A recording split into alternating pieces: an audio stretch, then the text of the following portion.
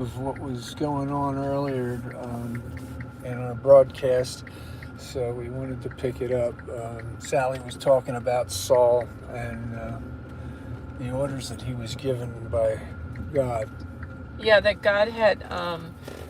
We apologize, you guys.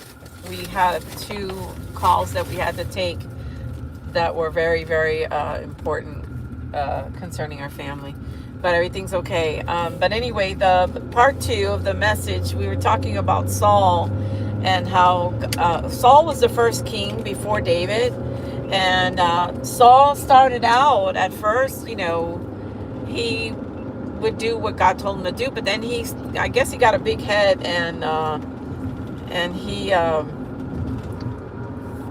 started to do things on his own. And you can't do that, because when God calls you to do something, you have to obey the Lord. You can't just go on your own and be a lone ranger, because that doesn't please God.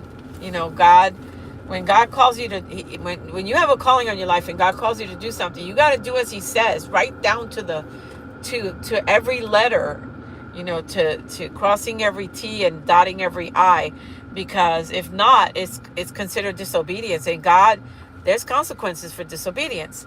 So anyway, what I was saying was that Saul was told by God to annihilate I think it was the Amalekite king and the queen, and every man, woman, child, and animal. So obviously there was a reason, okay?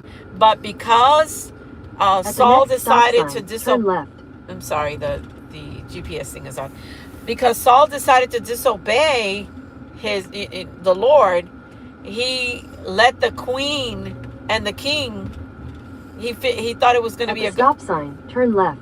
Then at the next stop sign, you'll turn right onto the ramp to I-75 South. Okay. So he kept, it's not going to affect this volume, right? Okay. So, anyway, he didn't obey the Lord. And he made a political move. And the political move was that he let the king and the queen live. And he thought that those were political pawns that he could use later on for the future. But what God was trying to tell him is, Saul, kill every man, woman, and child, and the king and the queen too, everything. The queen was pregnant, and that pregnancy that she had, that she got away with, ended up being Haman's grandfather, great-grandfather. And Haman was the one during the times of Esther that wanted to annihilate the Jews, of which 300 Jews did perish. But it would have been more Jews that would have died at the hands of Haman if it wasn't for Esther. God used Esther. But my point is that when God says to do something and to annihilate and to obliterate, is because he knows what they're capable of in the future. I mean, look at October 7 and what happened there. It was terrible. They killed babies. That regime killed babies. These terrorists killed babies, beheaded babies, burned babies alive, shred them to pieces, raped women, raped even some of the young men that died were raped by these psychos. They're these terrorists. So that regime in Iran, they're terrorists. They're not terrorists from now. They're terrorists from ancient of days. This is a bloodline that is not going to change. They're not going to change. So it's sad, because I wish that Donald Trump had better counsel, biblical counsel. I know that supposedly Paula White is his pastor there or whatever, but all these pastors that know the Bible. I'm an evangelist. I've been an evangelist for 13, 14 years, no, maybe more, 50, 60 years. And I've read the Word of God, and I know about this story. I know these people, these Christians or believers that are surrounding Donald Trump, they got to know the Word of God. Otherwise, why are they surrounding Donald Trump with any kind of advice if they're not going to tell him the truth? So for me to see Donald Trump going back and forth, back and forth, back and forth, that's being double-minded with the situation with Iran. That regime needs to be annihilated. They're not going to change. Not the people. I'm talking about the regime. The people of Iran are being held hostage by that regime, and they want to be free. And there's a lot of Christian Iranians that are praying, that want to be free. they've been under bondage for 47 years. The same thing with Cuba. Cuba's been under bondage for 67 years. And they're tired, but they cannot fight back because they don't have the guns. They don't have this military regime. They have guns, they have equipment and everything. They've killed 47,000 of the civilians already, of their own people. And their own people can't rise up against them because they're overpowered by the military weaponry that they have, that the civilians don't have. Okay, but the civilians are waiting for Donald Trump to finish the job. Okay, so that they can rise up and take back their country and be free. And so that the next generations can be free.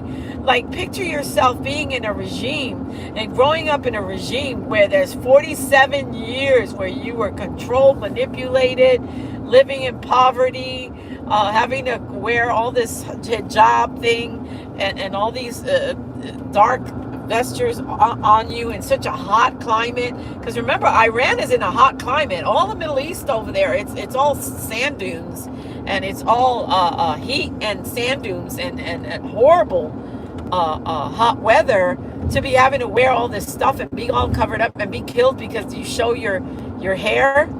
You know, I'm going to be giving my testimony. I'm going to be doing my testimony with Charles. He's going to interview me about what I experienced when I was married to an Iranian. As an American, I was married to an Iranian, and I have an incredible testimony that you need to hear, that the public needs to hear, so that you can protect your daughters from falling at the hands of these barbaric regime people from Iran. I made it out alive, thank God, but my testimony is really pretty amazing. What I went through and how God delivered me and how God protected me is amazing. Also, there's 2 movies that I want you to see. I told you about it. One of the movies is Megiddo. It's from it was put out by TBN. In there, you're gonna see when you watch the movie, you're gonna see when the Antichrist, or one of the Antichrist people, shakes the hand of a senator or something, and he has some kind of virus or something on his hand that immediately goes and attacks his heart and gives him a heart attack. And I believe that they do have weaponry like that that can affect the heart or the lungs and give a person pneumonia, or affect the lung and give you an instant heart attack or a heart attack. Don't put it past you that they have this. I believe they do have this. Also, the other movie I want you to try to see is called Not Without My Daughter, with Sally Field. It's called Not Without My Daughter. We'll be back in a few minutes.